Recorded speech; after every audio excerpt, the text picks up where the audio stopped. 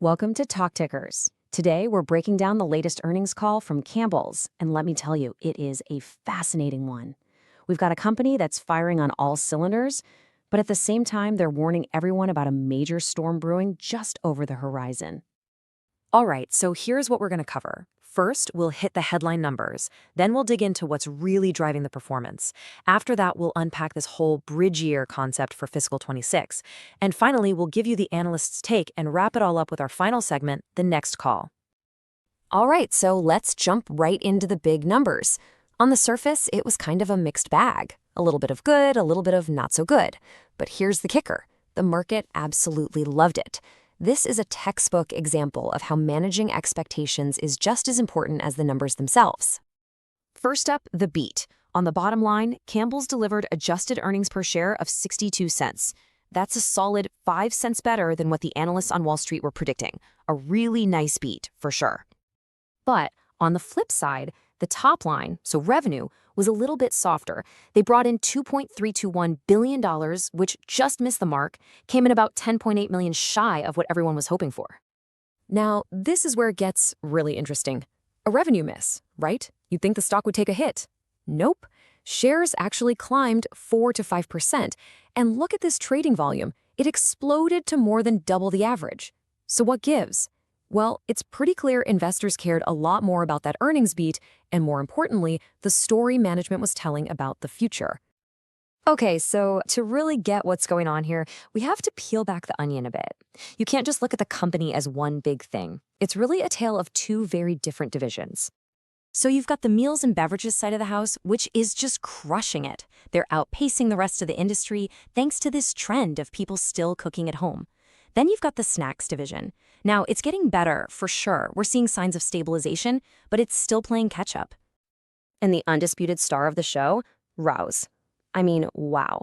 This just goes to show how smart that Sovos acquisition was. We're talking high single-digit growth here. The CEO even came out and said it's on track to become their $4 billion grant. That's a huge deal. So let's break down what's actually working. In meals and beverages, their broth business is super strong. And get this, condensed soup has grown its market share for 7 quarters in a row. That's some serious consistency. Over in the snacks division, it's all about innovation. A new white chocolate Milano cookie drove a massive 27% growth for that brand. Goldfish, on the other hand, well, it's getting better, but it's clear they need to put more money behind it. All right, let's pivot and talk about the future, because this is where the real drama is. Management is calling fiscal 26 a bridge year, and you're going to want to pay close attention to this part. So what in the world is a bridge year? Think of it like this. Management is basically saying, hey, investors, we have to get through this really tough, stormy period in the short term to get to the sunny skies on the other side. They're battling some major headwinds, we'll get to that, while also trying to cut costs and invest in their brands. It's all about setting themselves up for a much better fiscal 27.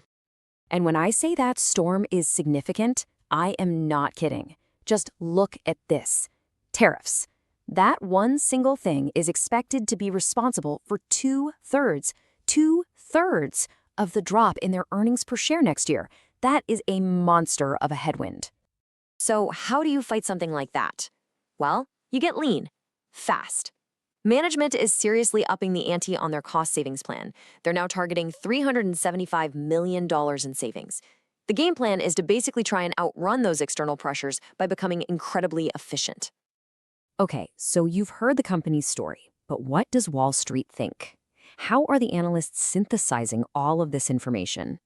Well, the best way to describe the mood is cautiously constructive.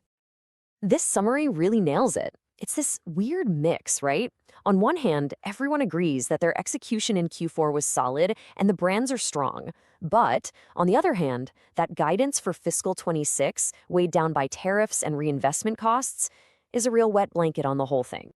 And this really creates two completely different ways to look at the stock. You have the bulls, the optimists, who are pointing to that amazing brand momentum with Rayo's, that super aggressive cost-cutting plan, and the fact that people are still cooking at home.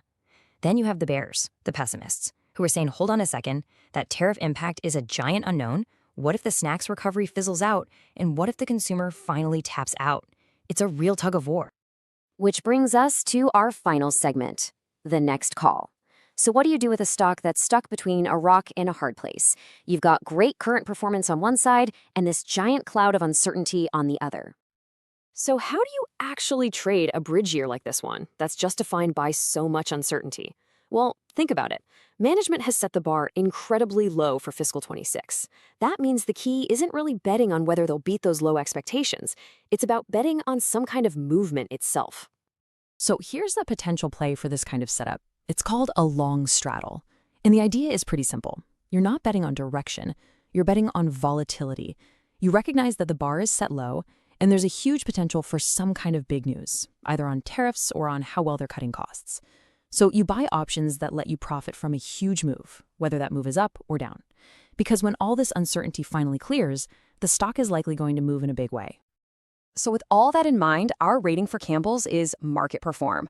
The risks just feel really balanced right now.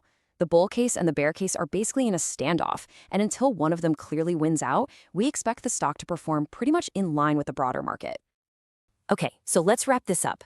Campbell's served up a really solid quarter, but they're now heading into a very tough bridge year, thanks to those huge tariff headwinds. Their plan?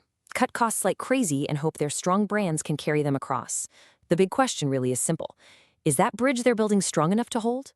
And just a reminder, this is not financial advice.